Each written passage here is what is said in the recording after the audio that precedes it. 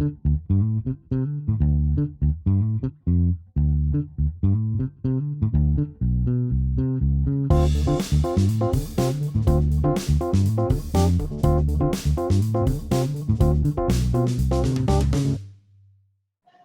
நாம் சிந்திக்க இருக்கிற பாடம் planned for God's pleasure. யாரெல்லாம் புஸ்தகம் வைத்திருக்கிறார்களோ page 63. The heading is planned for God's pleasure. ஆண்டவரை பிரியப்படுத்தும்படியாய் அவர் செய்த பிளான்கள், அவர் செய்த திட்டங்கள். அதுக்கு முன்னதாக நேற்றுக்கு திடீரென்று 2 போதகர்கள் என்னை பார்க்க வந்திருந்தார்கள். நாங்கள் கொஞ்ச நேரம் பேசி கொண்டிருந்தோம். அதில் அவர்கள் 2 பேருமே சொன்னது, இந்த ஸ்டடி, இந்த ஆராய்ச்சி அவர்கள் மிகவும் பிரியமாக இருக்கிறது என்று சொன்னார்கள். அவருடைய நாமம் மகிமைப்படுவதாக. அந்த வந்த 2 போதர்களோடு கூட நான் ஒரு காரியத்தை பகிர்ந்து கொள்ள நினைத்தேன். ஆனால் அது டைம் இல்லாதனால போயிடுச்சு. உங்களோடு கூட அதை பகிர்ந்து கொள்ள நீங்க சிந்திக்க வேணும். அதுக்காக பகிர்ந்து கொள்ள விரும்புகிறேன். யாத்ராகமம் 30ஆம் அதிகாரத்துல இப்படி ஒரு வசனம் இருக்கு. எழுதி வச்சுங்க, வீட்டுல போய் அதை செக் பண்ணுங்க. யாத்ராகமம் 30ஆம் அதிகாரத்துல 11ஆம் வசனம், பின்னும் கர்த்தர் மோசேயை நோக்கி, 12ஆம் வசனம், நீ இஸ்ரவேல் புத்திரரை அவர்கள் இலக்கத்தின்படி கணக்கு பார்க்கும் பொருட்டு அவர்களை எண்ணும் போது இஸ்ரவேல் புத்திரர்களை எத்தனை பேர் இருக்கிறாங்க என்று அவர்களை எண்ணும் போது, அதுக்கு என்ன இங்கிலீஷ் வார்த்தை? எண்ணறதுக்கு என்ன இங்கிலீஷ் வார்த்தை? கவுண்டிங் ஆர் நம்பரிங் அல்லது சென்சிங், சென்சஸ். சென்சஸ்னு கேள்விப்பட்டிருக்கீங்க இல்லையா?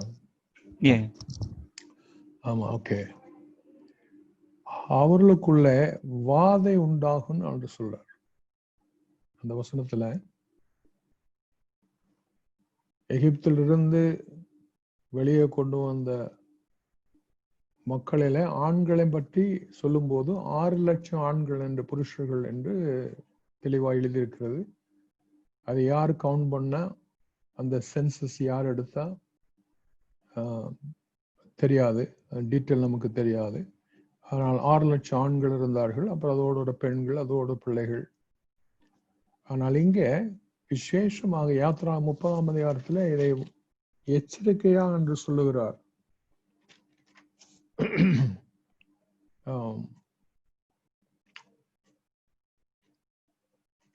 நான் கொடுத்த ஜனங்களை நீ எண்ணும் போது அல்லது கணக்கு பார்த்து அதனால பெருமை அடையும் போது, அதை இன்னும் விளக்கமாக நம்ம வாசித்தோமானால் 1 சாமுவேல் அல்லது 2 சாமுவேல் 24ஆம் அதிகாரத்துல அதனுடைய செயல்பாட்டை நீங்க வாசித்திருப்பீர்கள். எந்த வசனத்தை எழுதி வச்சுங்க? 2 சாமுவேல் 24ஆம் அதிகாரத்துல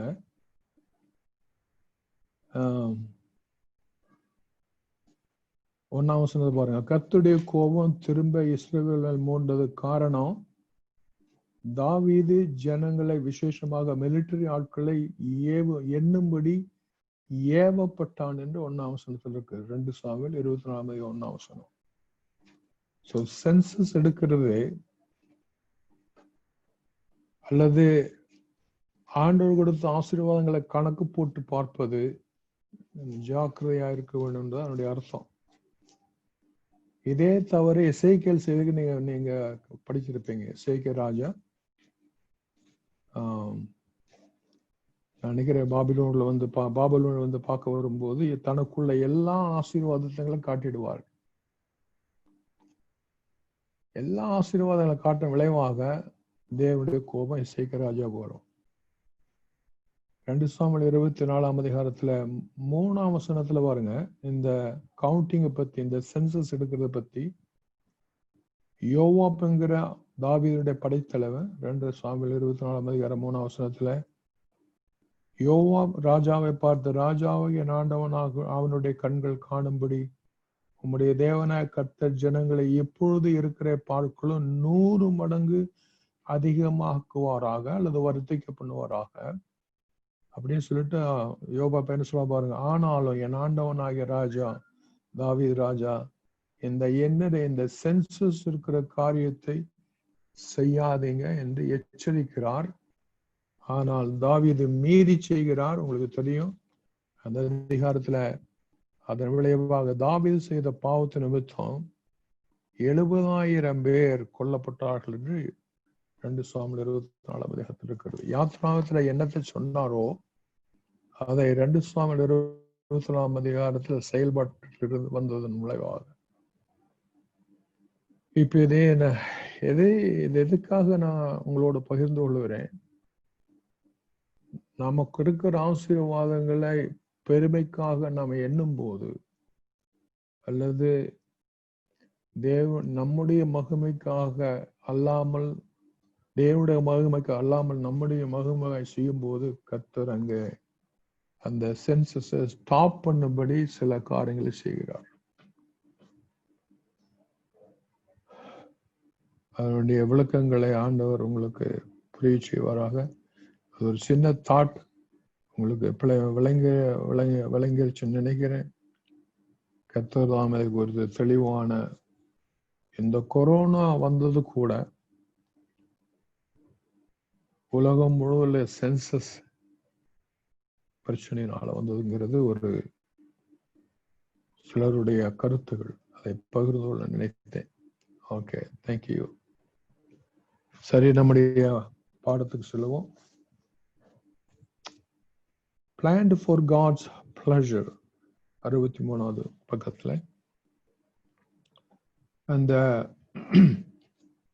ஹெட்லைனுக்கு 2 வசனத்தை அவர் உபயோகிக்கிறார். ஒன்று ரெவலேஷன் வெளிப்படுத்தல் 4ஆம் அதிகாரம் 11ஆம் வசனமும், சங்கீதம் 149வது 4வது வசனுடைய ஏ பாட்டு, அந்த முதல் மாத்திரம்.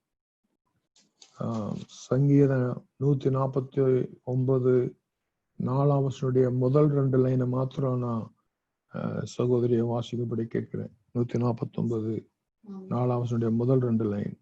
கர்த்தர் தம்முடைய ஜனத்தின் மேல் பிரியம் வைக்கிறார். கர்த்தர் தம்முடைய ஜனத்தின் மேல் பிரியம் வைக்கிறார் என்கிற அந்த வார்த்தை, அந்த லைனு இங்கிலீஷ்ல the Lord takes pleasure in his people. இங்கிலீஷ்ல pleasure, தமிழ்ல பிரியம். He is pleased, பிரியம் வைக்கிறார், மகிழ்ச்சி அடைகிறார். நம்முடைய ஜனத்தின் மேல் அவர் அதிகம் பிரியமாயிருக்கிறார். ஜனங்களை பார்த்து அவர் பிரியப்படுகிறார். சோ அந்த 63ஆம் பேஜ்ல you were planned for God's pleasure. நம்மை படைத்தது தேவன் தம்முடைய அன்புனால மாத்திரமல்ல, அதுல மகிழ்ச்சி அடைந்தார். தம்முடைய படைப்பிலே உயர்ந்த படைப்பு மனித படைப்பு. உங்களுக்கு எல்லாரும் தெரியும், சூரியனை விட மனித படைப்பு மேலானது, சந்திரனை விட மனித படைப்பு மேலானது, அந்த சராசரங்களோட மனித படைப்பு மிக முக்கியமானது. So God is pleased. மனித படைப்பில் அவர் மிகுந்த மகிழ்ச்சி அடைகிறார். The moment you were born into the world, God was there as an unseen witness. நீங்களும் நானும் தாயின் வயிற்றுல பிறந்து விழுந்த போது தேவன் அங்கே இருந்தார். ஆண்டவர் அதை கவனித்தார். எப்படிப்பட்டவராக? unseen witness. மனிதனுடைய கண்களுக்கு தெரியாத நிலைமையில தெரியாது, ஆனால் அவருடைய பிரசன்னம் நம்முடைய பிறப்பில் இருந்தது. மாத்திரமல்ல, அந்த நாம் தாயின் வீட்டுல பிறந்து வெளியே வரும்போது அவர் கண்களால பார்க்காத முடியாத ஒரு சாட்சியா இருந்தாலும் அவர் நம்முடைய பிறப்பை நாம் பிறந்து விழுந்ததை பார்த்து he smiled at your birth. நீ பிறந்து விழுந்ததை பார்த்து அவருக்கு மகிழ்ச்சி பிரியம் வந்தது என்று அர்த்தம். And that is very true. நூற்று உண்மை. God wanted you alive and your arrival gave him great pleasure. நம்முடைய அரைவல், நம் குழந்தையாய் தாயின் வீட்டில் வெளியே வந்த அந்த அரைவல், அந்த வருகை gave God a pleasure, மிகுந்த சந்தோஷம். இந்த சாமுவேல், இந்த தாவீது, இந்த சாலமோன், இந்த தாமஸ், இந்த உங்க பேரை போட்டுங்க. He was so pleased. நீ பெண்ணா இருக்கலாம், நீ ஆணா இருக்கலாம். But he was so pleased from the time we were born. நம் பிறந்து விழுந்து போது அப்பிருந்தே God did not need to create you, but he chose to create you for his own enjoyment. நம்மை படைக்க வேண்டிய தேவையில்லை, ஆனால் நம்மை படைத்து அதன் மூலம் அவர் மிகுந்த மகிழ்ச்சிய சந்தோஷம் உடைய ஆண்டவராயிருக்கிறார். You exist for his benefit. அதனால நாம் 4 காரியங்களுக்காக உயிரோடு இருக்கிறோம். ஒன்று, அவருடைய பெனிஃபிட்டுக்காக. We exist for his glory. அவருடைய மகிமைக்காக நாம் இருக்கிறோம். 3வது, for his purpose. அவருடைய சித்தத்துக்காக நாம் இருக்கிறோம். அவருடைய நன்மைக்காக, அவருடைய மகிமைக்காக, அவருடைய சித்தத்துக்காக. கடைசியாக for his delight. அது அதே வார்த்தை தான். டிலைட்னாக்க ரொம்ப சந்தோஷப்படுறார். 2 பிறப்பிலையும், நம்ம தாயின் வயிற்றில் பிறந்த போதும் சரி, பரிசுத்த ஆவியினால மறுபடியும் பிறந்த போது, 2 பிறப்பிலேயும் ஒவ்வொரு மனுஷனுக்கும் 2 பிறவி வேணும். தாயின் வயிற்றிலிருந்து பிறந்தது, பிறகு பரிசுத்த ஆவியினாலே வசனத்தின் மூலம் விசுவாசத்துல பிறப்பது. அந்த 2 சமயத்திலும் he is very happy, very delighted. Bringing enjoyment to God, living for his pleasure is the first purpose of your life. நம்ம பிறந்து வளர்ந்து எப்படி பிள்ளைகள் நமக்கு பெற்றோராக நமக்கு மகிழ்ச்சி கொடுக்கிறது போல, அவர் நம்முடைய பரமபிதா. நம்முடைய பிறப்பு அவருக்கு மிகுந்த மகிழ்ச்சிய சந்தோஷத்தை, முகத்துல பெரிய புன்புறவுல கொடுக்கிறதாகும். When you fully understand this truth, அதாவது நம்முடைய பிறப்பு அவருக்கு மிகுந்த மகிழ்ச்சியை சந்தோஷத்தையும் பிரியத்தை கொடுக்குங்கிற இந்த சத்தியத்தை நீர் அறிந்து கொள்ளும் போது, you will never again have a problem with a feeling insignificant. இந்த சத்தியத்தை எந்த கிறிஸ்தவன், எந்த கிறிஸ்தவர்கள் சரியாய் தெளிவாய் புரிந்து கொள்வார்களோ அவர்களுக்கு என்ன இருக்காதாமா, they will not continue to feel, அவங்க தொடர்ந்து நான் ஒரு insignificant person என்று நினைக்க மாட்டார்கள். அல்லது அதுக்கு தமிழ் அர்த்தம் insignificant, தமிழ் அர்த்தம் நான் பிறந்தது வீணா போச்சு, நான் பிறந்தது தப்பு, நான் பிறந்திருக்க கூடாது என்ற செல்ஃப் பிட்டி அதுக்கு இடமே இல்லை. ஏன்னா இந்த சத்தியத்தை புரிஞ்சுட்டீங்க. நீங்க பிறந்து விழுந்தது, எந்த ஜாதியானாலும், எந்த மதமானாலும், எந்த மனுஷனாய் பிறந்து விழுந்தது ஆண்டவர் கவனமாய் பார்த்து மகிழ்ச்சி அடைகிறார்.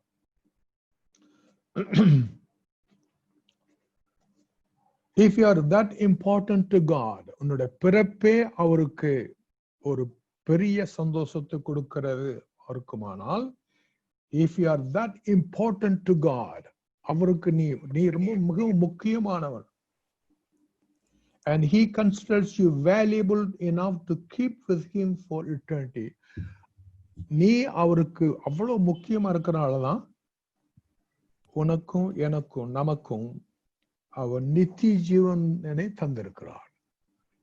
என்னோடு கூட, ஆண்டவரா என்னோடு கூட, இயேசுவா என்னோடு கூட, திரியேகதா என்னோடு கூட எப்போது இருந்து கொள்ளுங்க என்கிற இட்டர்னிட்டி பத்தி. What greater significance could you have? இதை விட ஆச்சரியமான விசேஷமான ஒரு காரியம் இருக்க முடியாது.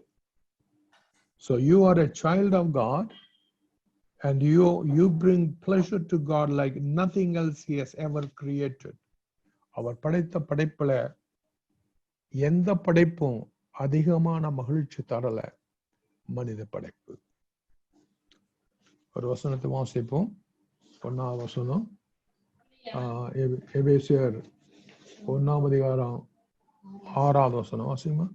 தம்முடைய தயவுள்ள சித்தத்தின்படியே அவர் அந்த லைன் பாருங்க. அவருடைய அந்த சித்தம் எப்படி சித்தமாமா? தயவு நிறைந்த சித்தம். அவருடைய அந்த வார்த்தையினுடைய அடைமொழி பாருங்க, அந்த அப்ஜெக்டிவ் தயவுள்ள சித்தம். வெறும் சித்தம் சொல்லல, தம்முடைய தயவுள்ள சித்தத்தின்படி வாசிங்க. நம்மை இயேசு கிறிஸ்து மூலமாய் தமக்கு சுவிகார புத்திரராகும்படி முன்குறித்திருக்கிறார். இது ரட்சிப்பின் பிறப்பை பத்தி சொல்றோம். இயேசு கிறிஸ்து மூலமாய் தம்முடைய, அதுதான் அவருடைய அந்த இயேசு கிறிஸ்து மூலமாய் நம்ம மறுபடியும் பிறக்கிறது என்னவாமா? அவருடைய தயவுள்ள சித்தமாமா, பிரியமுள்ள சித்தமாமா, அவர் விரும்புகிற சித்தமாமா. வெறும் பிளான் மாத்திரமல்ல, அதுல அவருக்கு ரொம்ப பெரிய விருப்பம். இங்கிலீஷ் டிரான்ஸ்லேஷன்ல எப்படி இருக்குது இல்ல? இங்கிலீஷ்ல, because of his love God had already decided that through Jesus Christ he would make us his children. This was a pleasure and purpose of God. Amen. 64வது பக்கத்து பேஜுக்கு திருப்பிக் கொள்ளுங்க. One of the greatest gifts God has given you is the ability to enjoy pleasure. நமக்கு கொடுத்த பல திறமைகளிலே, நமக்கு கொடுத்த பல நன்மைகளிலே one of the greatest gift எது தெரியுங்களா? To enjoy, ability to enjoy the pleasure. அவர் படைத்து அவர் நம்மை பார்த்து ரசித்து ருசிக்கிறார், நாம் அவரை பார்த்து ரசித்து ருசிக்கிறோம். God wired you with the 5 senses and emotions so you can experience it. ஆண்டவர் நம்மை உணர்வுகளோடு, ஐம்புலன்களோடு படைத்திருக்கிறார். He wants you to enjoy life, not just endure life. இந்த கிறிஸ்து வாழ்க்கையும் நீ பிறந்ததிலிருந்து இன்றைக்கு இந்த வாழ்க்கைய ஆண்டவர் எப்படி எதிர்பார்க்காரு? Enjoy it. பாரமா நினைக்காத, கஷ்டமா நினைக்காத, ஐயோ இன்னொரு நாளா, ஐயோ இன்னொரு அந்த மாதிரி சோர்ந்து போகாத. Enjoy, learn, ask the Holy Spirit to enjoy your life in Jesus Christ. Enjoy your life in God. Enjoy your life in His word. அவருடைய வார்த்தையில, அவருடைய ஆவியில. அநேக சமயத்துல நமக்கு அது அந்த என்ஜாய்மெண்ட் வர்றதுக்கு பதிலாக பாரமாக நினைக்கிறோம். The reason you are able to enjoy pleasure is that God made you. எதற்காக நாம் இப்படி என்ஜாய் பண்ணணும்? The reason you are able to enjoy pleasure is God made you in His image. தம்முடைய யாரோ மைக்ரோஃபோன் ரொம்ப வால்யூம் குறையுங்க தயவு செய்து. அவருடைய இமேஜ், அவருடைய சாயல்ல நாம் படைக்கப்பட்டிருக்கிறோம்.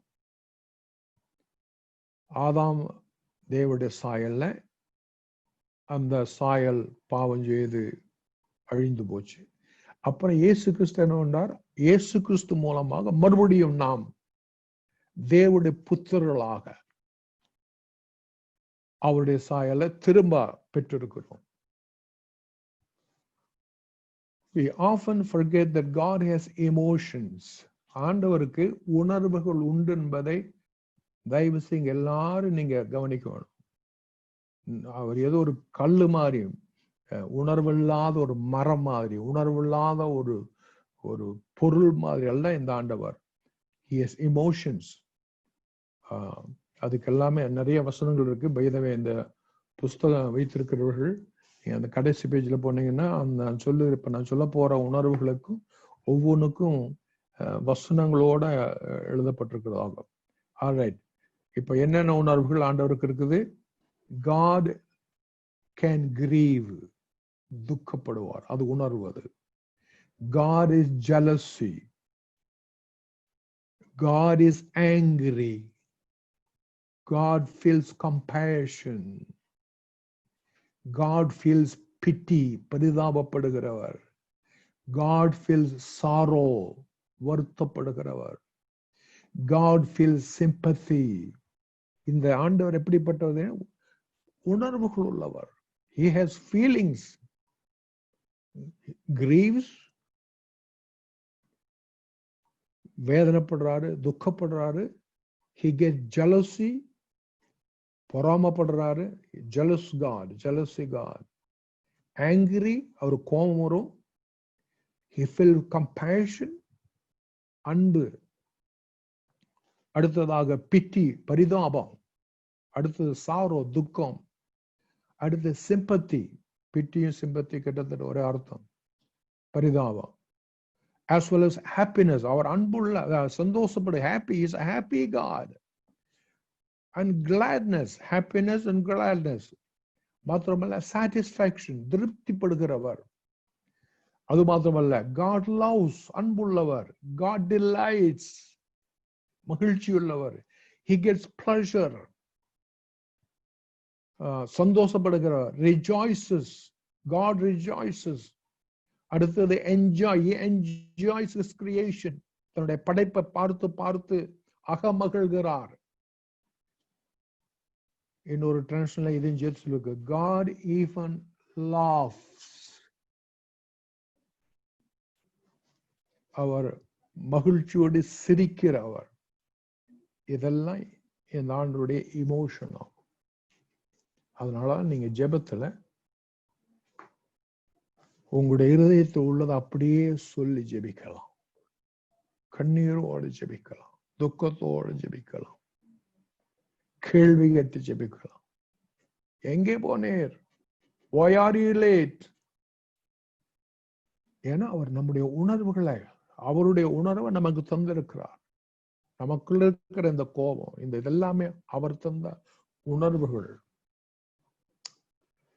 இவ்வளவு நேரம் நம்ம ஒரு முன்னுரையாக பார்த்தோம். என்ன? நம் மூலம் அவர் மகிழ்ச்சியாய் இருக்க விரும்புகிறார். அவர் நம்மை மகிழ்ச்சியாய் வைக்கிறார், நம்மை சந்தோஷமாய் வைக்கிறார், நம்முடைய தேவைகள் எல்லாம் கொடுத்து நம்மை பார்த்து அவரை நாம் மகிழ்ச்சியாய் வைக்க வேண்டும். அதனால point 1, number 1, bringing pleasure to God is called worship. ஆராதனுடைய சரியான அர்த்தம், என்னை பிரியப்படுத்தி சந்தோஷப்படுத்துற தேவனை நான் சந்தோஷப்பட வைக்கப்பேனானால் அதுக்கு பெயர் worship, ஆராதனை. Bringing pleasure to God is called, என்னை பிரியப்படுத்தி, என்னை சந்தோஷப்படுத்தி, என்னை மகிழ்ச்சியாக்கி வைக்கிற அவரை நான் சந்தோஷப்படுத்தும்படியான எதை செய்தாலும் அதுக்கு பேர் worship, ஆராதனை. அதுக்கு ஒரு வசனம் வாசிங்க, 3வது வசனம், ஆதியாகமம் அல்லது எது? சங்கீதம் 147:11. வாசி. சங்கீதம் 147:11 வாசி. தமக்கு பயந்து தமது கிருபைக்கு காத்திருக்கிறவர் மேல் கர்த்தர் பிரியமாயிருக்கிறார். அந்த பிரியம் என்கிற வார்த்தை தமிழ்ல இது எழுதிங்க. இந்த டிஃபரன்ஸ் உங்களுக்கு தெரிஞ்சிருக்கணும். அந்த பிரியம் என்கிற வார்த்தை இங்கிலீஷ்ல நிறைய பைபிள்ல எப்படி டிரான்ஸ்லேட் பண்ணிருக்குது? பிளஷர், PLEASURU, பிளஷர், பிரியம் என்கிறது. ஏன்னா அந்த பிரியம்ங்கிறது கொஞ்சம் லிமிட்டட் அர்த்தம், பிளஷர்ங்கிறது இன்னும் கொஞ்சம் வைடு, இன்னும் விரிவான அர்த்தமாகும். அந்த சங்கீதத்தை the Lord is pleased only when those who worship him and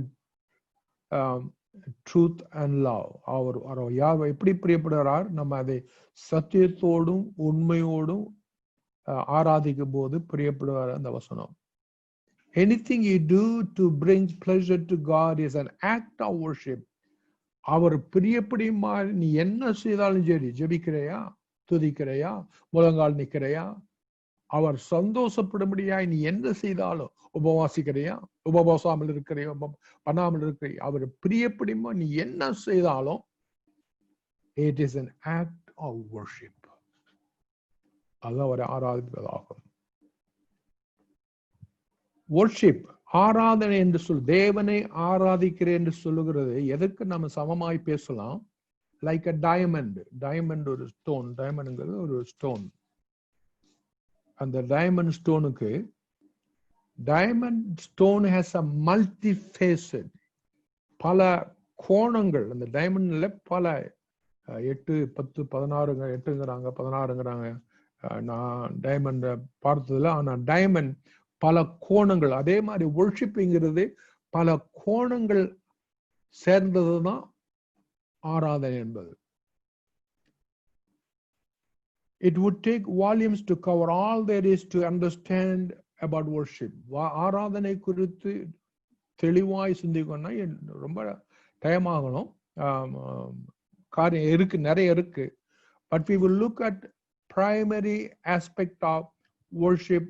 இந்த இப்ப நம்ம பார்க்க போறது பிரைமரி, மிக முக்கியமாக ஒரு 3-4 ஆராதனை முறைமைகளை மாத்திரம் நாம் பார்க்க போகிறோம்.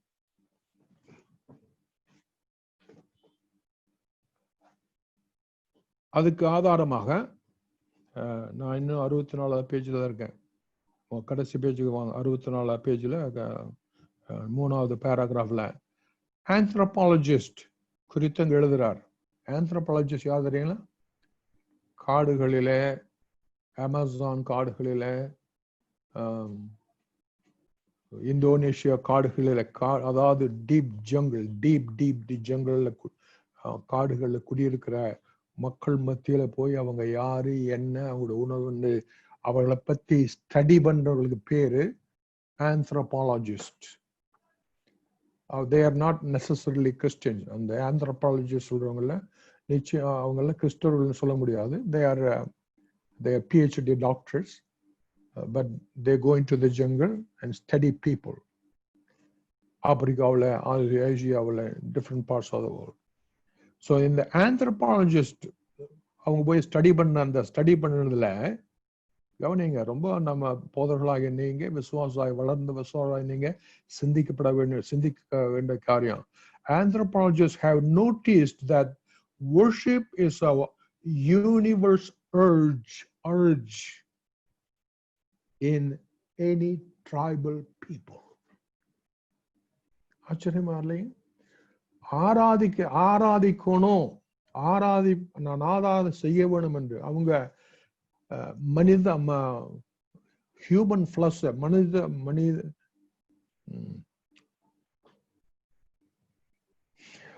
மனித மாம்சம் சாப்பிடுகிற மக்களா கூட இருக்கலாம். ஆனா அவங்களுடைய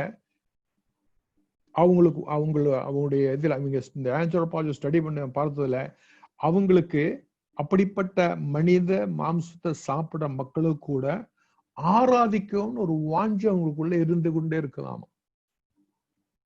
ஆச்சரியமா? இது யார் வச்சது? இந்த இப்படிப்பட்ட ஆராதிக்கும்ன்ற வாஞ்சியும் தாகமும் தேவன் தம்முடைய சாயல்ல உண்டாக்கின போது அந்த வாஞ்சி அந்த மனிதருக்குள்ள வைக்கப்பட்டிருக்கிறார். You can be any religion, that is not matter. நீ இந்துவா இருக்கலாம், நீ முஸ்லீமா இருக்கலாம், நீ even atheist இருக்கலாம். You are worshiping something different.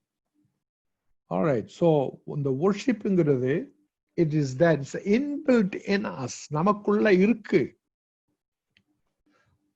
பிரச்சனை என்ன? நம்ம யாரை worship பண்ணுங்கிறதா பிரச்சனை. பணத்தையா இருக்கலாம். சிலர் பணத்தை worship பண்ணிட்டு இருப்பாங்க, சிலர் பதவியை worship பண்ணுவாங்க, சிலர் ஜாதியை worship பண்ணுவாங்க. The problem என்னன்னா we have நம்ம என்ன புரிந்து கொள்ளணும்? The worship, தேவனை ஆராதிக்கிற நமக்குள்ள இருக்கு. It's there. God has put in us.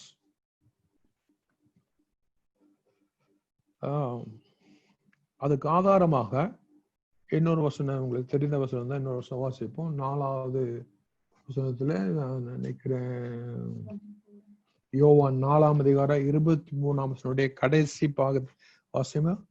யோவான் 4ஆம் அதிகாரம் 23ஆம் வசனம், அந்த லாஸ்ட் போர்ஷன். 24 வாசி. தேவன் ஆவியா இருக்கிறார், அவரை தொழுது கொள்கிறவர்கள் ஆவியோடும் உண்மையோடும் அவரை தொழுது கொள்ள வேண்டும் என்றார். 23 வாசி. உண்மையாய் தொழுது கொள்கிறவர்கள் பிதாவை ஆவியோடும் உண்மையோடும் தொழுது கொள்ளும் காலம் வரும், அது இப்பொழுது வந்திருக்கிறது. தம்மை தொழுது கொள்கிறவர்கள் இப்படிப்பட்டவர்களாய் இருக்கும்படி பிதாவானவர் விரும்புகிறார். அந்த வார்த்தை வருங்க, தொழுதுகளாய் இருக்க வேண்டும் என்று பிதா விரும்புகிறார். ஏன்னா அவர் உள்ள வச்சிருக்கிறார். அவரை தொழுதுகொள்ளாய் இருக்க வேண்டும் என்று பிதா விரும்புகிறார்.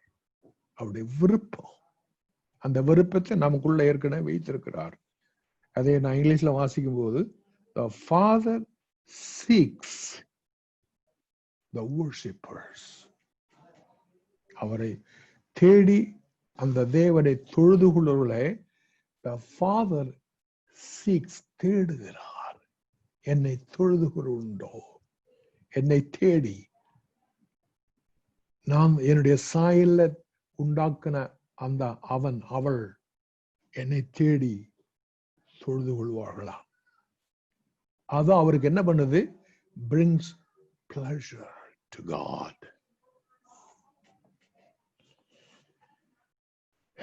Depending on your religious or the denominational background, நீங்க எந்த denomination background இருந்தாலும், எனக்கு ஏராளமான denomination இருக்குது.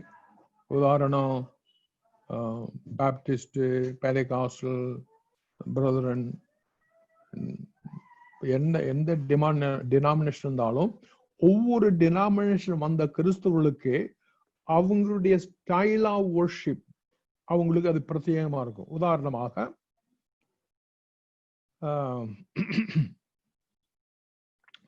சிலருக்கு சர்ச் சர்வீஸ், ஆராதனை முழுவதுமே அதுதான் வர்ஷிப். சிலருக்கு கேண்டில் கொளுத்தி வச்சா அது அவங்களுக்கு வர்ஷிப். ஒரு 2-3 கேண்டில் கொண்டு வந்து கொளுத்தி வச்சு இப்படின்னு கும்பிட்டா to them it's a worship. ஏன்னா அவங்க அந்த டெனாமினேஷன் வந்தவங்க. சிலருக்கு கம்யூனியன், அதாவது ராபோஜனம் எடுக்கிறது. ராபோஜனம் நீங்க பார்த்துருப்பீங்க, ரொம்ப பயபக்தியோட அந்த பிரெட்டையும் அந்த அந்த ஒயினுங்கிற அந்த லிக்விடும் வாங்கி அந்த பானத்தையும், அதான் அவங்களுக்கு இட்ஸ் a worship.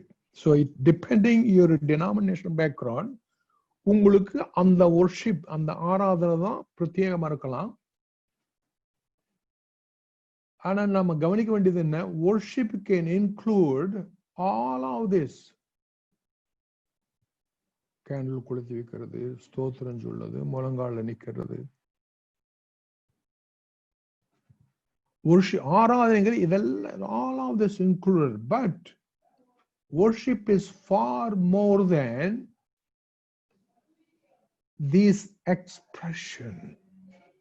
ஆராதனை என்பது கேண்டில் கொளுத்துறது மாத்திரமல்ல, கையை 2 இப்படி வைக்கிறது மாத்திரமல்ல, ஸ்தோத்திரம் சொல்றது மாத்திரமல்ல, முழங்கால நிக்கிறது மாத்திரமல்ல, கண்ணை மூடி பாடுறது மாத்திரமல்ல.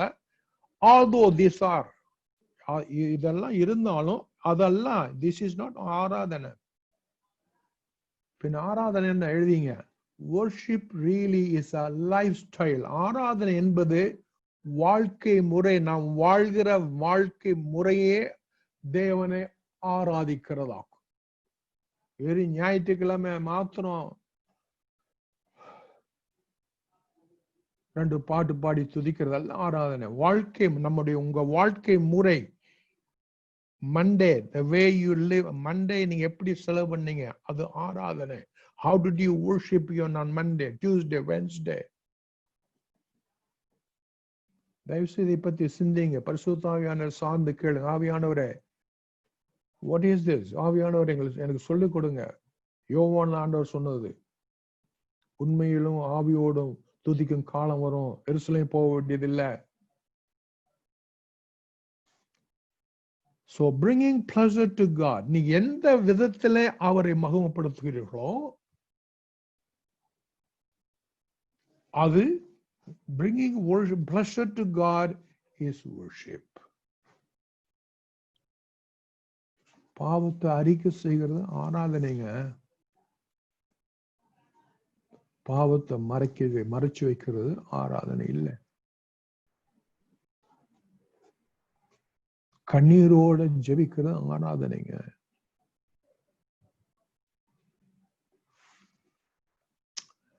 May the Holy Spirit will explain. இரண்டாவதாக அதுல முதல் பாட்டு நம்ம பார்த்தது bringing pleasure to God is called worship. இரண்டாவதாக worship is far more than music. அதை பத்தி நம்ம சிந்திக்க போறோம். மியூசிக்னாக்க அது ட்ரம்மா இருக்கலாம், டேமரினா இருக்கலாம், கைதட்டலா இருக்கலாம், பாட்டு பாடா இருக்கலாம், எதுவானாலும் worship is far more than music.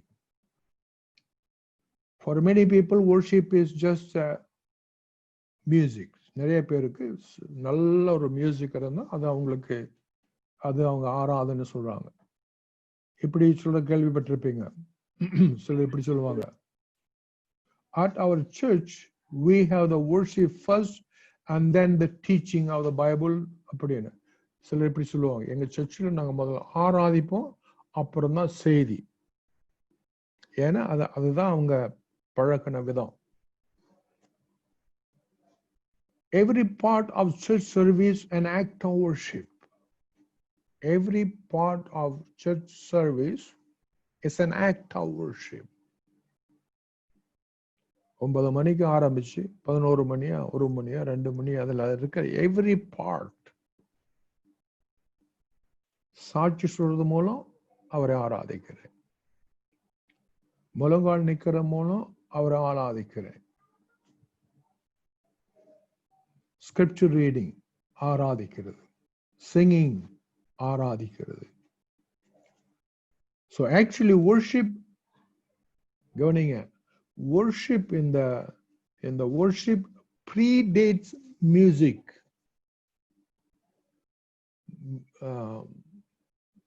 வாத்திய இசைகளோடு கூட ஆராதிக்கிற பழக்கம் ஆதாம் காலத்துல இல்லைங்க. You must understand that. Worship predates music. Music அதுக்கு பிறகுதான் வந்தது. மியூசிக்ங்கிற வார்த்தை அது நான் பார்க்க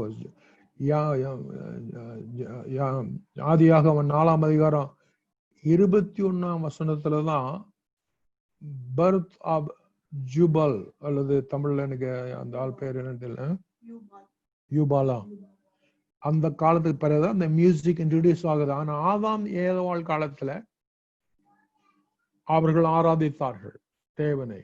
எப்படி ஆராதித்தார்கள்? No music, no guitar, no keyboard. Adam ஆராதித்தாரா? அந்த ஆண்டவர் ஏற்றுக்கொண்டாரா? ஏவாள் ஆராதித்தாங்களா? So music, worship predates the music.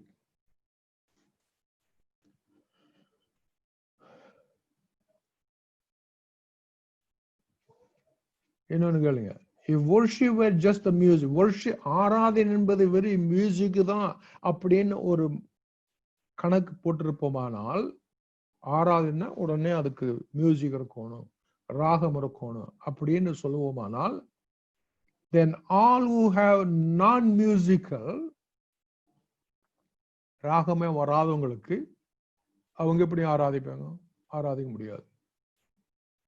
அதனால நம்ம என்ன புரிஞ்சு கொள்றது, எந்த செயலும், எந்த ஜெபமும், எந்த ஆக்ஷனும், நம்ம செயல்பாடுகளும் is a worship of God. அதனாலதான் worship is far more than music. Music தேவை, அது வேண்டாம்னு சொல்லல. But the music is not worship. Worship is lifestyle.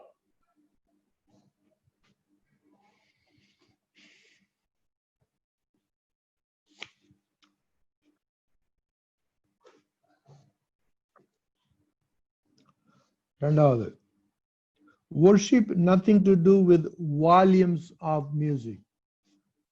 சில சபைகள்ல அந்த worship அந்த அந்த பாட்டினுடைய வால்யூம் ரொம்ப ஹையா வச்சிருப்பாங்க. சிலருக்கு அந்த மாதிரி ஹையா, அதாவது காதை கிழிக்கணும், அல்லது வயிற்று குடல் இருக்கிறதெல்லாம் அப்படியே ஆட்டம் போடணும். அப்படி ட்ரம் அடிச்சா அது worship. கொஞ்சம் மெதுவா பாடிட்டா சப்புன்னு இருக்குதுங்க worship இல்ல.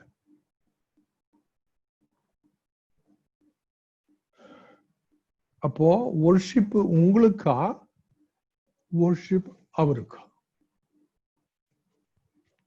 சிந்திங்க. ஏன்னாக்கா இன்னைக்கு நான் சர்ச்சுக்கு போயிருந்தேங்க, ஆராதனை சரியில்லைங்க அப்படின்னு கேட்டிருக்கீங்களா? இப்போ அந்த சபையில நடந்த ஆராதனை இவரை பிரியப்படுத்துறதுக்கா, அல்லது அந்த சபையில் இருக்கிற எல்லாரும் சேர்ந்து அவரை பிரியப்படுத்துறது? எவரை பிரியப்படுத்துது? மக்களை பிரியப்படுத்துறதுக்காக worship-ஆ? மக்களை உண்டாக்கி படைத்து ரட்சிப்பு கொடுத்து பாவ மன்னிப்பு கொடுத்து அந்த தேவனுக்கா? Whom do we offer our worship to? யாருக்கு worship? இந்த காரியங்கள்ல ஆண்டவர் விளக்கங்கள் கொடுப்பாகும். உங்க குடும்பத்துல, அன்றாட வாழ்க்கையில can we worship God every day? Can we worship God in நம்முடைய வேலை ஸ்தலங்கள்ல அவரை worship பண்ண முடியுமா?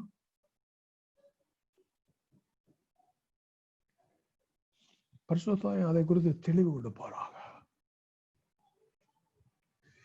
கிச்சன்ல வேலை செய்யற அந்த சகோதரி அந்த வேலையை worship-ஆ மாற்ற முடியுமா? சிந்திச்சு பாருங்க. What is worship? Worship is a lifestyle. நான் உட்கார்றது, நான் எழுந்திருக்கிறது, நான் செய்யற அத்தனையும் பார்த்து மகிழ்ந்து களி கூறுகிற ஒரு தேவனாக்கும். அவரை பிரியப்படுத்துறது தான் worship. என்ன பிரியப்படுத்துறதல்ல.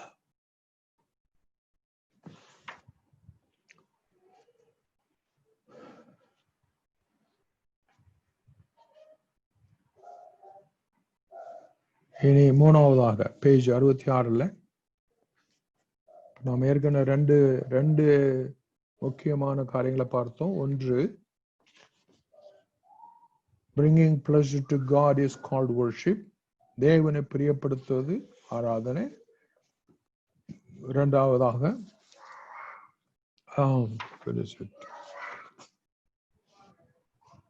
worship is far more than music.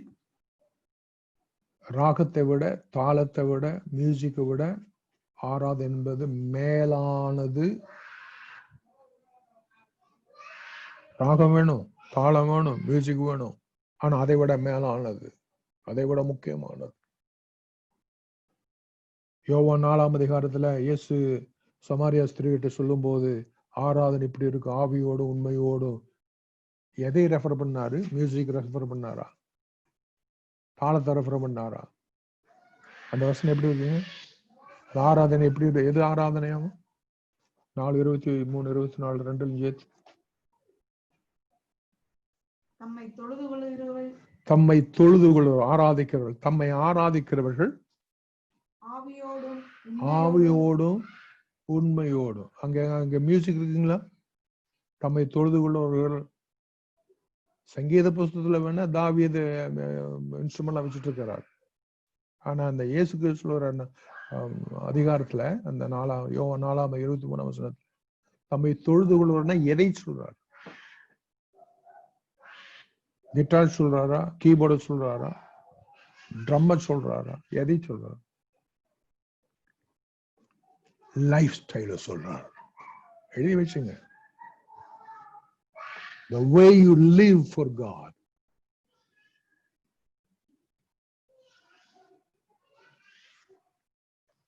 The way you change for God. So மூணாவதாக, worship is not for your benefit. ஆராதனை நம்மை பிரியப்படுத்த அல்ல, நம்மை பிரியப்படுத்துகிற தேவனை மகிழ்விக்க பிரியப்படுத்த செய்யப்படுகிற சர்வீஸ் ஆராதனை.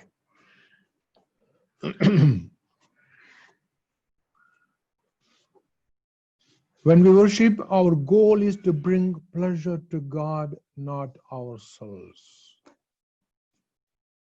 When we worship, our goal is to bring pleasure to God the Father, God the Son, God the Holy Spirit. அவரை பிரியப்படுத்துவது, அவரை மகிழ்விக்கிறது. If you ever said, I didn't get anything out of worship today, இன்னத்த ஆராதனையில் எனக்கு ஒண்ணுமே இல்லைங்க, சப்புன்னு இருந்ததுங்க நீ சொல்லுவாயானால், you worshipped for the wrong reason. நீ ஆராதிப்பது தவறான நோக்கத்தோட, தவறான கண்ணோட்டத்தோட செய்கிறான்னு அர்த்தம். Worship isn't for you, it is for God. ஆராதனை எந்த மனிதனுக்குரியது அல்ல, தேவனுக்கு அடுத்தது, தேவனுக்குரியது. So we worship God without அந்த அந்த உண்மையோடும் ஆவியோடும். உண்மைன்னா அதுல நிறைய அடங்கி இருக்குங்க. சுத்தமான சாட்சி, பாவரிக்கு செய்தால், கலங்க கபடமில்லாத ஆவி.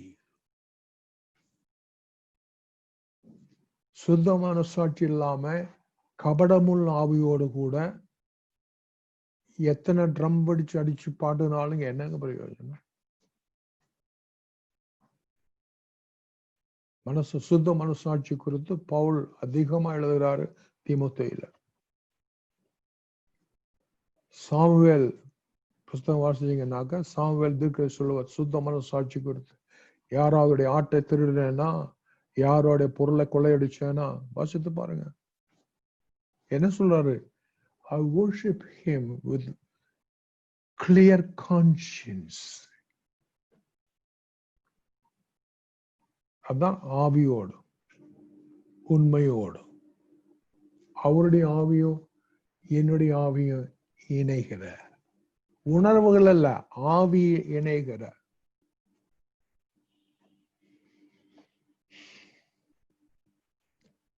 இனி ஒன்றாவது பார்த்தோம், ரெண்டாவது பார்த்தோம், மூன்றாவது பார்த்தோம். அது மிக சுருக்கமாக. So our heart, God's heart is not touched by tradition in worship.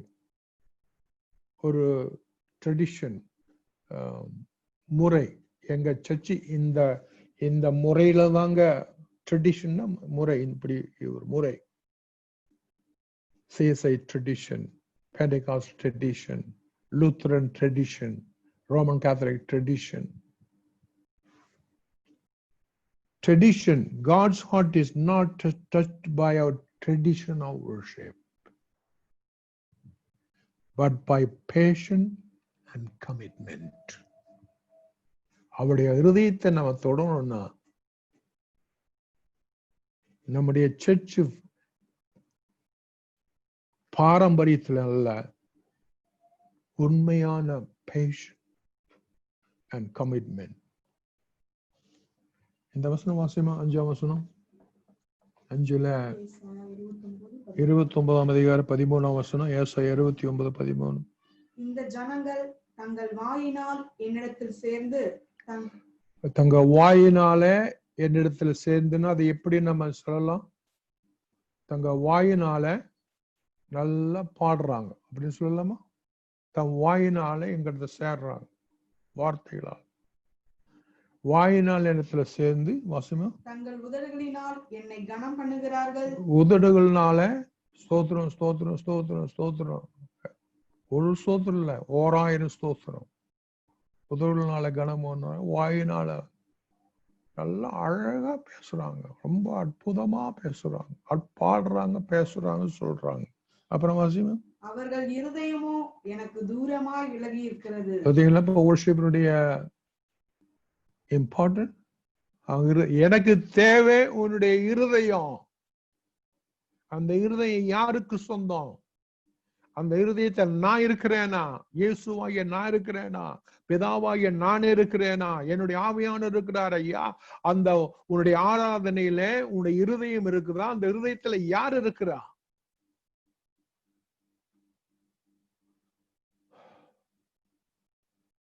இதெல்லாம் வாசிக்கும் போது திங்கும் எனக்கு என்ன தெரிய தோணுது? we have to back to the Bible. எப்படிங்க? நம்ம என்ன செய்ய வேண்டியிருக்கு? we have to come back. நம்ம கலாச்சார கிறிஸ்டியன் கலாச்சாரத்திலிருந்து, நம்முடைய கிறிஸ்டியன் ட்ரெடிஷன்ல இருந்து we have to come back.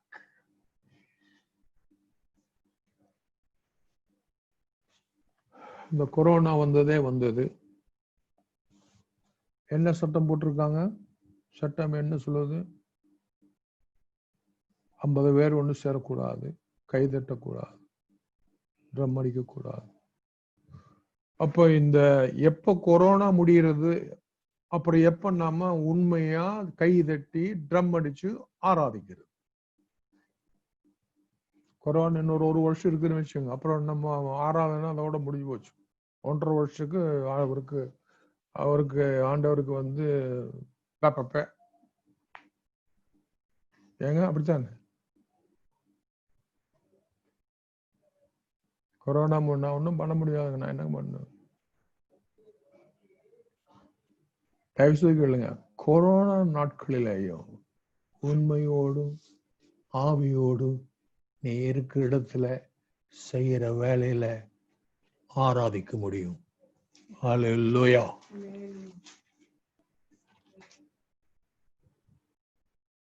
கிறிஸ்துவின் அதை உங்களுக்கு விளங்கும்படி சொல்லுவாராக. என்னால் அவ்வளவுதான் விளங்கும் மாதிரி சொல்ல முடியும். Heart is the matter. அந்த வசனத்தை நான் இங்கிலீஷ்ல வாசிக்கிறேன் பாருங்க. These people come near to me with their mouth and honor me with their lips, but their hearts are far from me. Their worship of me is made up only of rules taught by men. இங்கிலீஷ்ல their worship, அவருடைய ஆராதனை மனிதர்களாலே சொல்லிக் கொடுக்கப்பட்ட அந்த சட்ட ரீதியான ஆராதனை. மனிதர்களால, பெரிய பெரிய தலைமை போதர்களால, பிஷப்புகளால, போப்புகளால, இப்படி மனிதர்களாலே சொல்லிக் கொடுக்கப்பட்ட their worship, அந்த இப்ப நான் சொல்லிட்டு இருக்க ஏசாயானுள்ளதான். Their worship is made up of only rules taught by top leaders. தலைமை போதகர் இப்படி செய்ய சொன்னாரு, அதனால இப்படி நாங்க செய்யறோம். பிஷப் ஐயா இப்படி செய்ய சொன்னாரு, அதனால நாங்க இப்படி செய்யறோம். ஆராதனைக்கு மாஸ்டர் பிஷப் ஐயாவோ தலைமை போதகர் அல்ல. ஆராதனை இப்படித்தான் இருக்க வேண்டும் என்று எதிர்பார்க்கிறவர் பிதா, குமாரன், பரிசுத்த ஆவியானவர். I hope you understand this. Please think about it. Your heart, your spirit, your conscience, உங்க இருதயம், உங்க மனசாட்சி, உங்களுடைய ஆவியில எளிமையுள்ளவர்கள் பாக்கியவான்கள். ஆவியில எளிமையுள்ளவர்கள் பாக்கியவான்கள். மத்திய 5ஆம் அதிகாரத்துல இருதயத்துல சுத்தமுள்ளவர்கள் பாக்கியவான்கள், அவர்கள் தேவனை தரிசிப்பார்கள். Wow.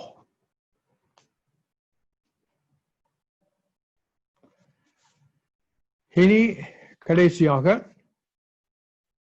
அந்த ஹெட்டிங் மாதிரி டச் பண்ற 66ஆவது பேஜ்ல கடைசியாக worship is not part of your life. கவனமா கேளுங்க. ஆராதனை என்பது உன்னுடைய வாழ்க்கையில ஒரு பார்ட், ஒரு பகுதி அல்ல. அடுத்த லைன் வாசிக்கிறேன் பாருங்க. Worship is not a part of life, it is your life. is worship. தயவு செய்து எழுதிங்க. ஆராதனை என்பது உங்க வாழ்க்கையில ஒரு பகுதி அல்ல, உங்க வாழ்க்கையே ஆராதனையா மாறணும். அதுதான் ரோமர் 12 அதிகாரம் 1 வசனம் 2 வசனம்.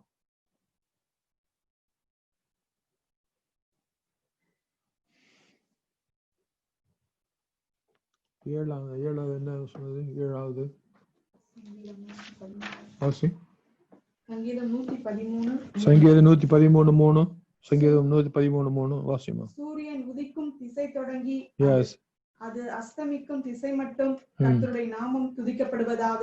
பாருங்க, சூரியன் உதிக்கும் திசை தொடங்கி அஸ்தமிக்கும் திசை மட்டும் கர்த்தருடைய நாமம் வாழ்க்கையிலே மகிமைப்படுவதாக. Of course மியூசிக் தேவை, of course இன்ஸ்ட்ருமெண்ட் தேவை, of course ராகம் தேவை, of course ட்ரம் தேவை.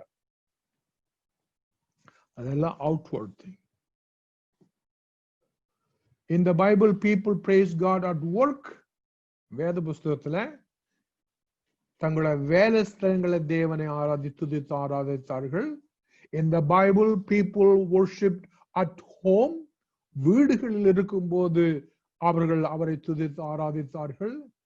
In the Bible, we see a battlefield, யுத்த களத்துல சண்டைக்கு போன இடத்துல ஆராதிக்கிறார்கள். எங்க ஆச்சரியமா, சந்தைக்கு போறதுல ஆராதிக்க முடியுங்களா? எஸ்ஐகே ராஜா படையோடு சண்டைக்கு போறாரு. அங்க போய் என்ன பண்றாரு? சர்ச் சர்வீஸ் ஆரம்பிச்சிட்டாரு. So at work we can worship God at work. வேலை ஸ்தலத்துல நாம ஆராதிக்க முடியும். அது எப்படின்னு நீங்க ஆவியானவர் கேளுங்க. வேலை ஸ்தலத்தில் எப்படி ஆராதிக்கிறது? You can worship God at home. வீடுகளில நீங்க வீட்டில் இருக்கும்போது, வீட்டு வேலை செய்யும் போது you can worship. In battlefield you can worship. யுத்த களத்துல, warfieldல you worship God. In jail, சிறையில அடைக்கப்பட்டிருக்கும் போது you can worship God. அங்க ட்ரம் எல்லாம் கிடையாதுங்க. அங்க ஒரு இன்ஸ்ட்ருமெண்ட் விட மாட்டாங்க. என்னை ஜெயில போட்டுருங்க, நான் ட்ரம் எடுத்துட்டு வந்துடுறேன் அப்படின்னாலாம் அப்படின்னு நீங்க சொல்லலாம் முடியாது.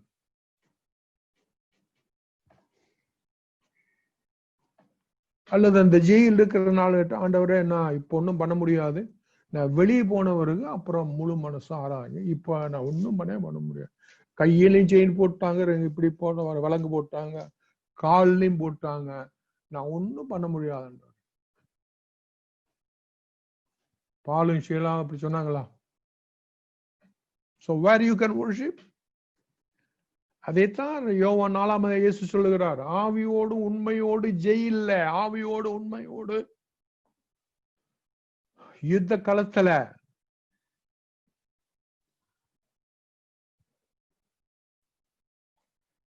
இந்த ஆராதனை குறித்து தாவீது சொல்லும் போது 9ஆம் வசனம் சங்கீதம் 34:1 தாவீது என்ன சொல்றாரு பார்ப்போம். 30 சங்கீதம். எக்காலத்திலும் ஸ்தோத்திரிப்பேன், கர்த்தரை நான் எக்காலத்திலும் ஸ்தோத்திரிப்பேன், அவர் துதி எப்போதும் என் வாயில் இருக்கும். அவர் துதி எப்போதும் என் வாயில் இருக்கும். பிரியமானவர்களே, தாவீது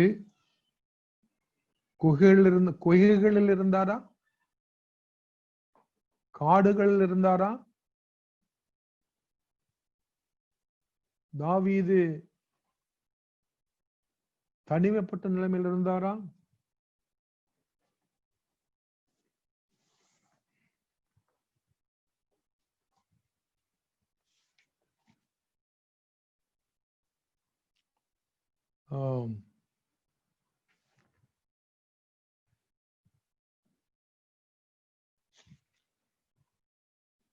மார்ட்டின் லூத்தர், உங்களுக்கு தெரியும், ரெஃபர்மேஷன் கொண்டு வந்தவர் மார்ட்டின் லூத்தர்.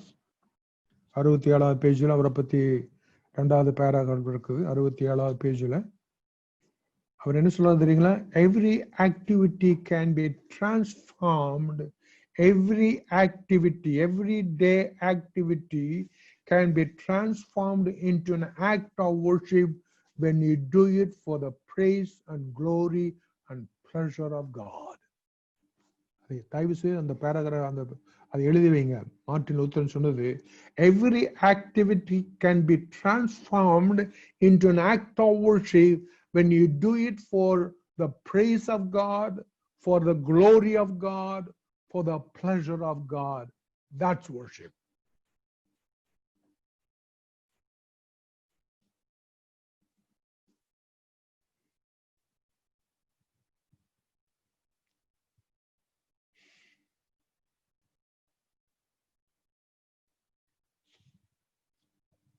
பதினொன்றாவது வாசிமா, 11வது கொலோசியர் 3:23.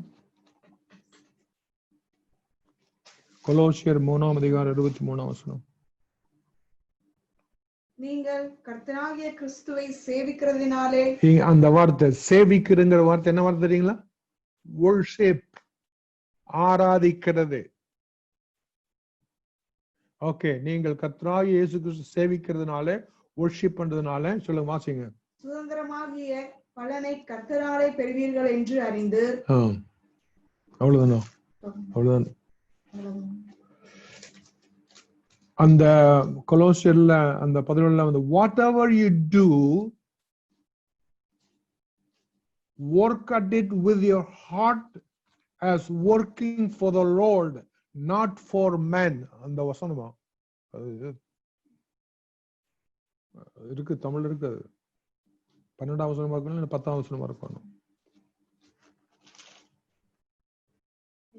எதை செய்தாலும் அது வாசி, சத்தமா வாசி. எதை செய்தாலும் அதை மனுஷர்களுக்கு என்று செய்யாமல், எதை செய்தாலும் அதை மனிதர்களுக்கு என்று செய்யாமல், கர்த்தருக்கென்று மனப்பூர்வமாய் செய்யுங்கள்.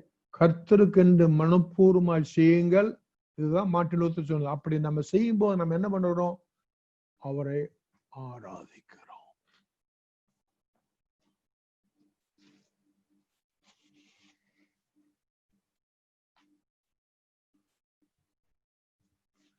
கடைசியாக 12ஆம் அதிகாரம், ரோமர் 12ஆம் அதிகாரம் 1ஆம் வசனம், அதோடு கூட முடிப்போம். ரோமர் 12ஆம் அதிகாரம் 1ஆம் வசனம். அப்படி இருக்க சகோதரரே, நீங்கள் உங்கள் சரீரங்களை பரிசுத்தமும் தேவனுக்கு பிரியமுமான, உங்கள் சரீரங்களை பரிசுத்தமும் தேவனுக்கு பிரியமான ஜீவ வழிகளாக ஒப்புக் கொடுக்க வேண்டும் என்று தேவனுடைய இரக்கங்களை முன்னிட்டு உங்களை வேண்டிக் கொள்கிறேன். அப்புறம் கீழே, இதுவே நீங்கள் செய்யத்தக்க புத்தியுள்ள ஆராதனை. பாருங்க, டெஃபினிஷன் ஃபார் வர்ஷிப், புத்தியுள்ள ஆராதனை.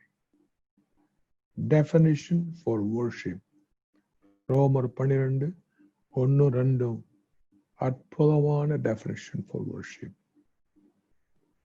அதை நம்ம சுருக்கி என்ன பண்ணிட்டோம்?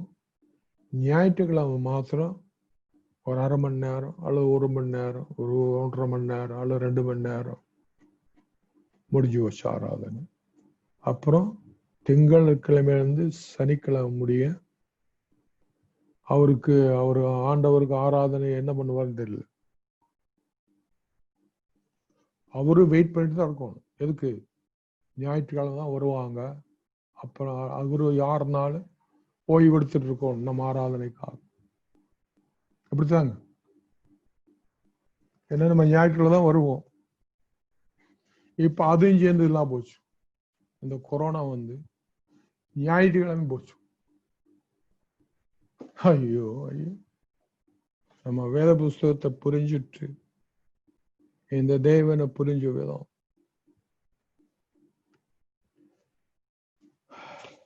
படிக்கிறோம். உங்களுடைய சிந்தைக்காக பேஜ் 68ல நம்முடைய சிந்தைக்காக I was planned for God's pleasure. என்னை அவர் படைத்தது, என்னை அவர் ரட்சித்தது, அவரை துதியினால அவரை சந்தோஷப்படுத்திக் கொண்டிருக்கும்படியாக, அதாவது ஆராதிக்கும்படியாக. Verses to remember, மனப்பாடம் பண்ண வேண்டிய வசனம் 149 சங்கீதம் 4 வசனம். The Lord takes pleasure in his people.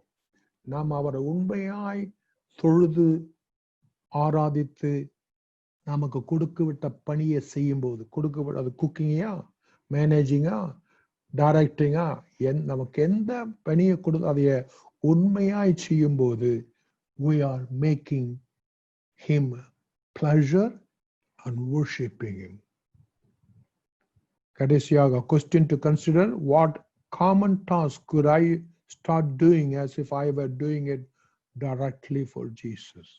இயேசுவுக்காக நேரடியாய் துதிக்கிற, செயல்படுகிற, ஆராதிக்கிற ஒவ்வொரு நாளாய் மாற்ற பரிசுத்த ஆவியானவர் நமக்கு சொல்லிக் கொடுப்பாராக. பரிசுத்த ஆவியானவர் நமக்கு கற்றுக் கொடுப்பாராக. பரிசுத்த ஆவியானவர் நமக்கு உதவி செய்வாராக, நம்மை உற்சாகப்படுத்துவாராக. பரிசுத்த ஆவியானவர் தான் உண்மையானபடி நம்மை ஆராதிக்கிற வீரர்களாக, பெண்மணிகளாக, ஆண்களாய் மாற்ற உதவி செய்கிறவர் பரிசுத்த ஆவியானவரும் இந்த சத்திய புஸ்தகமாகிய வேத புஸ்தகமும். 5 காரியங்களை குறித்து சிந்தித்தோம். 5 நாள முதலாவதாக bringing pleasure to God is called worship. இரண்டாவதாக worship is far more than music. மூன்றாவதாக worship is not for your benefit. நாலாவதாக worship is not a part of a life, it is your life. 4 விதங்களில ஆண்டவரை உண்மையாய் ஆராதித்து, corona நாட்களானாலும் சரி, cancer நாட்களானாலும் சரி, AIDS நாட்களானாலும் சரி, எந்த நிலைமையிலும் அவரை ஆராதிக்க, ஜெயிலுக்குள்ளானாலும் சரி, யுத்த களமானாலும் சரி, வறுமையிலும் சரி, அவரை ஆராதிக்கிறார். அதனாலதான் முடியும் ரோமர்ல 8ஆம் அதிகாரம் கடைசி வசனம் சொல்லு, கிறிஸ்துவின் அன்பை விட்டு பிரிப்பவர் யார்?